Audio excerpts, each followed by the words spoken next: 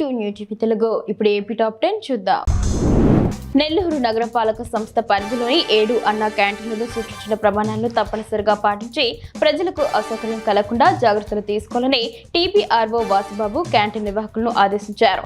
ఆయన స్థానిక 46వ డివిజన్ ఇందిరా భవన్ సమీపంలోని అన్నా క్యాంటీన్ సందర్శించి ప్రజలకు అందుతున్న అల్పాహారం నాణ్యత ప్రమాణాలను పరిశీలించారు.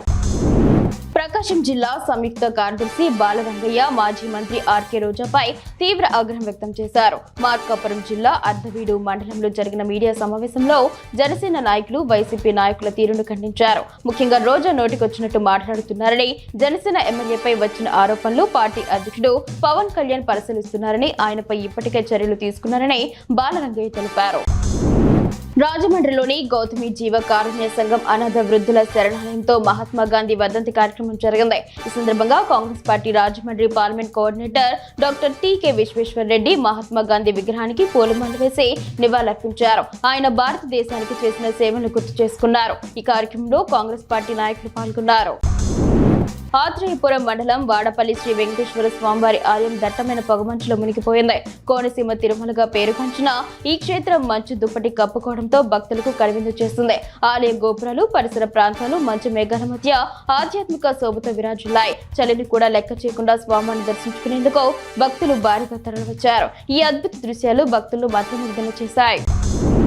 వైసీపీ అధినేత మాజీ సీఎం జగన్ ని జంగారెడ్డిగూడెం పొగాకు రైతులు కలిశారు. కేంద్ర ప్రభుత్వం విధించిన ఎక్సైజ్ డ్యూటీ, జీఎస్టీలతో తీవ్ర ఇబ్బందులు పడుతున్నామని జగన్ కు రైతులు వివరించారు. దాంతో పొగాకు డిమాండ్ తగ్గి ధరలు పడిపోతాయని రైతులు ఆవేదన వ్యక్తం చేశారు. పొగాకు రైతుల సమస్యలపై కేంద్రం దృష్టికి తీసుకెళ్తామని జగన్ హామీ ఇచ్చారు. ఈ సమస్యలపై పార్లమెంట్లో తమ ఎంపీలు చర్చిస్తారని చెప్పారు.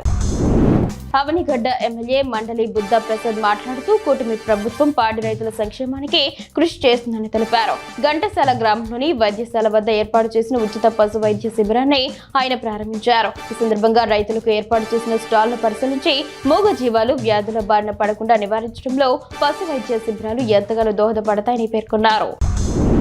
గంపలగూడెం మండలం పెనుగొండలో షిరిడి సాయిబాబా సేవా కమిటీ ఆధ్వర్యంలో మహాత్మా గాంధీ వర్ధంతిని ఘనంగా నిర్వహించారు. గాంధీజీ చిత్రపటానికి పూలమాలలు వేసి నివాళులర్పించారు. స్వాతంత్ర పోరాటంలో అహింసా మార్గాన్ని అనుసరించి ఆచరించి చూపిన గాంధీజీ మార్గం అందరికీ ఆదర్శమని సాయిబాబా కమిటీ అధ్యక్షులు బూటుకూరు నారాయణరావు తెలిపారు. ఆళ్లగడ్డ పట్టణంలో శ్రీ లక్ష్మీ నరసింహస్వామి వారి పారువేట ఉత్సవం అట్టహాసంగా జరిగింది. స్వామివారి పల్లకి స్థానిక మున్సిపల్ ఆఫీస్ ఎదురుగా ఉన్న మొదటి తెలుపు వద్దకు చేరుకోవడంతో పట్టణమంతా ఆధ్యాత్మిక వాతావరణంతో నిండిపోయింది. ఈ సందర్భంగా ఆళ్లగడ్డ డీఎస్పీ ప్రమోద్ ఆదేశాల మేరకు పట్టణ సీఐ యుగంధర్, ఎస్ఏలు షేక్ నగీనా, శ్రీనివాస్ గౌడ్ ఆధ్వర్యంలో ప్రత్యేక ఏర్పాట్లు చేశారు. విధి నిర్వహణలో ఉన్న పోలీసులు, మున్సిపల్, ఎంఆర్ఓ కార్యాలయ అధికారులు భక్తి శ్రద్ధలతో పూజా కార్యక్రమాలు నిర్వహించారు.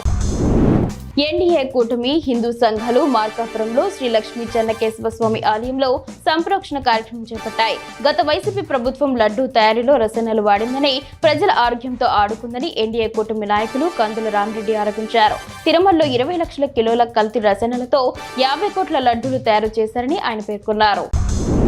పులివెందుల్లోని శ్రీదేవి భూదేవి సమేత శ్రీ వెంకటేశ్వర స్వామి ఆలయంలో వార్షిక బ్రహ్మోత్సవాలు జరుగుతున్నాయి. ఈ సందర్భంగా స్వామివారు గరుడ వాహనంపై భక్తులకు దర్శనమిచ్చారు. ఉదయం నిత్య కైంకర్యాలు, ప్రత్యేక పుష్పాలంకరణతో స్వామివారిని అలంకరించారు. గరుడ వాహనంపై శ్రీనివాసుడు పురవీధుల్లో ఊరేగారు.